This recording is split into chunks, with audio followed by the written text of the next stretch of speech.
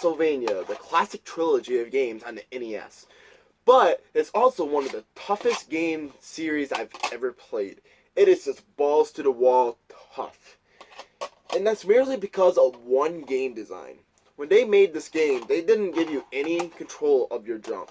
Now, what I mean by this is that when you jump, like for example in Super Mario Bros., you have control of your momentum in the air. So like if you jump, you can push back and it'll slow him down. Or if you keep pushing forward, he's going to jump a longer distance. And then if you run and then jump and then let go of the D-pad, he's going to jump like an average distance. Makes sense, right? But Castlevania, you don't get this. When you jump, you're designated to land where you jump to. You can't control in the air where you go otherwise. So if you miss the platform, you miss the platform. You're dead. Good luck. And then this also applies when you get hit by the enemies. Oh, like the Medusa heads. Oh, when they hit you, they're going to hit you back. And it's generally towards a ledge. Honestly, it is ridiculous. Like, I can't count how many times I was so close to getting to the next part of the game, and then all because of this mechanic bouncing me back towards a ledge. It was done. I had to restart from a certain distance, and this was annoying. But there's still a fun game. It's that kind of annoyance. It's just like, I know I can get farther. I can do this. I'm ready. Let's go. But I can only say that for the first game. And then for the third game, that frustration value is only for these two. Now, the frustration value for Simon's Quest, it's crap. This is a really bad game considering the other two in the series. So, what I mean by this is that it's not bad. It's still a game I'd say you could check out, but I recommend playing 1 and 3 beforehand. Because this game is a sour taste, honestly. Because they did some design decisions that was just bad. For one, there's a day and night transition. Now, this is cool, Day makes it easier to get through to certain parts, and then night allows you to grind to get the hearts that you need. But the way they decided to execute this is that they would have a text box coming up into the air and then say that the night has vanquished while the morning sun rises. Something like that. And it's just, why? You couldn't do it any other way. You couldn't have it where the sprites slowly change, and then when it gets to a certain point, that the enemies start to appear. Like, was it that difficult?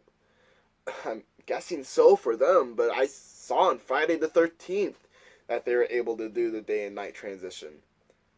So, LJN pretty much showed Konami that they could do it, and they couldn't. That's pretty funny, honestly. But that's not it, though. All the NPCs are pointless, except for the ones that you buy stuff from. They're pointless. There's no reason to talk to them. They have nothing to say that's important. Like, one's just like, let's live here together. Yes, we're just gonna live here together for the rest of the time while Dracula is still around. Yeah, sounds good. But the part that frustrates me the most, the two parts I should say, is the ones that involves the orbs. Oh, so I'm sure you've heard of this enough through the Angry Video Game Nerd. He's gone on about this so many times, but let me just fill you in once again. So there's this wall, all right? This wall doesn't seem like there's any value to it, right? It's just a wall, just an ordinary wall. Well, if you kneel down at it while having a certain orb selected, in this case the red orb, then a tornado is magically going to come and then take you to the next screen beyond that screen. Can you explain to me how a kid in the 1980s was supposed to figure this out? Can you explain this to me? Unless you had the power, there's no way you're going to figure this out. Just no way at all. I guarantee you. Now, of course, with the internet, you're going to be able to figure that out easily. If you get stuck, just type in, what do I do here? And it's just going to pop up. And it's just like, oh. But it still doesn't excuse the fact that that's pretty stupid. That is ignorant game design. Very, very bad. It's crappy. There's no point to do that. Why couldn't it just be walk to the next screen like every other part of the game? Like, seriously, come on. Really?